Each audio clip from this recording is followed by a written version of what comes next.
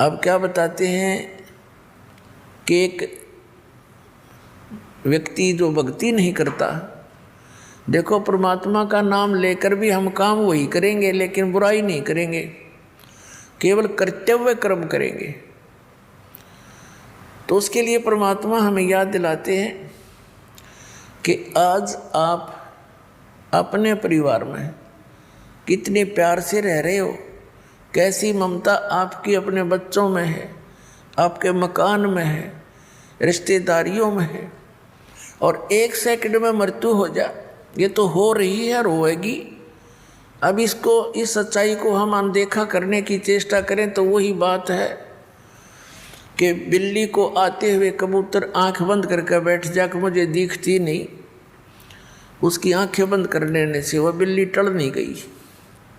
उसकी अपनी अज्ञान सोच है, वो तो उसने दौड़ धाप उड़ जाना चाहिए था, बच सकता था। तो ऐसे ही ये एक मौत यानी ये स्थिति है आपकी, हम इससे बहुत कतराते हैं और ये फिर भी आके ही रहती है मृत्यु। तो इससे बचने का तरीका भी बताया परमात्मा ने। कबीर ये तन जावेगा, सके तो ठहर ला, एक सेवा कर संत की, गोविंद के गुण गा। अब इस प्रसंग को थोड़ा सा बाद में लेंगे, पहले समझाते हैं कि फिर ये जैसे आज सारी व्यवस्था आपके पास है और खूब प्रसन्न है, सभी है, और एक सेकंड में मृत्यु हो जाए, ये क्या था, ये क्या है? फिर ये एक धोखा है, हमारे को मूर्ख बनाने का तरीका अपना रखा है इस काल भगवान ने। अब ये जीव के बस की तो बात नहीं, क्योंकि हम तो बंधे पड़े हैं, हमारे बस की बिल्कुल बात नहीं। इसके लिए परमात्मा ने तरीका बताया है, उस तरीके को, उस मार्ग को अपनाएंगे तो हमारा इससे पीछा भी छूटेगा और ये क्रियाएं कर्म भी हमारे जो कर रहे हैं ये भी बहुत सरल हो जाएंगे। अब जैसे किसी ने 5-10 पशु रखे हैं और पहले हाथ से, ऐसे अब भी हाथ वाले बहुत से, उसका चारा काटने की मशीनें हैं, गंडा से बोल रहे हैं हमारे यहाँ। तो एक तो वो हाथ से काम कर रहा है और एक उसने पावर का कनेक्शन ले लिया, बिजली का, और मोटर ली रख, और फिर देख वो बैठा बैठा देख कर वो कट कट कट कट काट रही है, उठा उठा कर उसमें रखने हैं। और एक जो 2-3 घंटे का काम 20 मिनट में कर हो जाता है। तो इस प्रकार हम जिस अपने परिवार की गाड़ी को स्वयं खींच रहे हैं,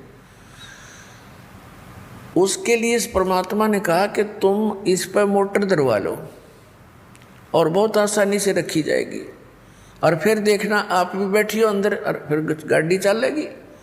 तो हम सभी अपने हिसाब से अपने गाड़ी को खींच रहे हैं। परमात्मा का कनेक्शन मिलने के बाद आपको पावर मिल जाएगी, वो मोटर मिल जाएगी जो उसने बैठा घुमाएगी, चलाएगी अपने आप। तो वो काम भी हल्के होंगे, जिनको हम नहीं कर सकते उसको पावर करती है। तो इस प्रकार वो साधना, वो विधि जिससे उस पावर की यानी परमात्मा की शक्ति आपको प्राप्त हो, जिससे आपकी संसार रूपी परिवार रूपी गाड़ी भी ठीक से चले, तो वो दास आपको बता रहा है।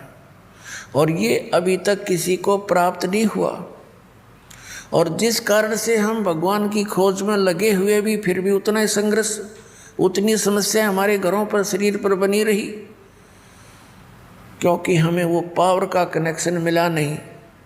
और जहाँ से हमने कनेक्शन ले रखा था उनका पीछे से कहीं पावर हाउस से कनेक्शन नहीं था, वो झूठ बोल रहे थे, वो नकली थे।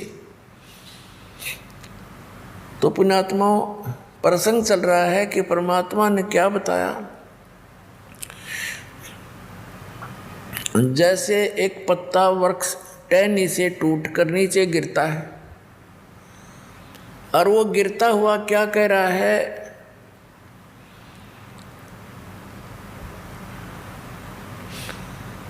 पात जड़नता यूं कहे सुन बई तरवर राय, अब के बिछुड़े नहीं मिले ना जाने कहाँ गिरेंगे जाए। अब वो पत्ता मानो, यानी उदाहरण दे रहे हैं भगवान कबीर परमात्मा आप जी, और हमारे को सतर्क कर रहे हैं कि आप जिस भरे पूरे परिवार से जब यहाँ से चलोगे, मृत्यु का समय निकट आवेगा। किसी भी कारण से हो सकता है, जैसे कोई रोगी हो जाता है, साध्य रोग हो गया, कैंसर होगी या कोई और बीमारी होगी, परमात्मा की भक्ति कर नहीं रहा वो प्राणी, तो वो मरते समय ये कहा करे, हे भगवान ये पता नहीं कहाँ ठिकाना होगा। तो भगवान याद दिलाते हैं कि एक परिवार को छोड़कर जो प्राणी जाता है उसकी स्थिति बहुत भयंकर होती है, उसकी ममता, उसकी जकड़ उसी परिवार में जकड़ी रहती है। जो भक्तिहीन और ज्ञानहीन प्राणी होता है वो वहीं फिर पशु पक्षी बनकर, कुत्ता कुतिया बनकर उसी गली में सैर सपट्टे करता रहता है। वो जहाँ आशा ता बासा होई, मन करम वचन सुमरियो सोई, पात जड़नता यूं कहे सुन भी तरवर राय, अब के बिछुड़े नहीं मिले न जाने कहाँ गिरेंगे जाए। अब परमात्मा कहते हैं हिड़की दे दे रोएगी सुरता जब तू चलेगी अकेली। इस आत्मा को सुरता भी सुरती भी कहते हैं, एक संबोधन के लिए कहते हैं प्यारी आत्मा, जब तू पूरे परिवार ने छोड़ के अकेली यहाँ से जाएगी, जब तू पछाड़ खा खा टक्कर मार मार रोएगी डकरा डकरा के, तेरी कोई नहीं सुनेगा। फिर क्या बताते हैं, पात जड़नता यूं कहे सुन बई तरवर राय, अब के बिछुड़े नहीं मिले ना जाने कहाँ गिरेंगे जाए। तरवर कहता पात से। अब क्या बताते हैं परमात्मा के